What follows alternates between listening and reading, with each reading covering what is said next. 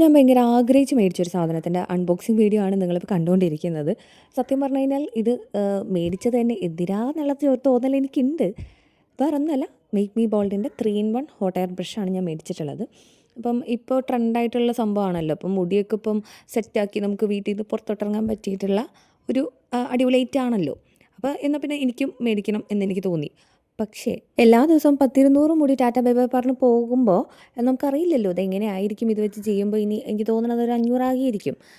അറിയില്ല. നമ്മൾ ഈ പ്രൊഡക്റ്റൊക്കെ നമ്മൾ ആദ്യമായിട്ടാണ് യൂസ് ചെയ്യാൻ പോകുന്നത്. അതുകൊണ്ട് തന്നെ ഇത് യൂസ് ചെയ്തിട്ടുള്ള ഒരു ഡീറ്റെയിൽഡ് വീഡിയോ നമ്മുടെ യൂട്യൂബ് ചാനലിൽ ഞാൻ എത്രയും പെട്ടെന്ന് പോസ്റ്റ് ചെയ്യുന്നതായിരിക്കും.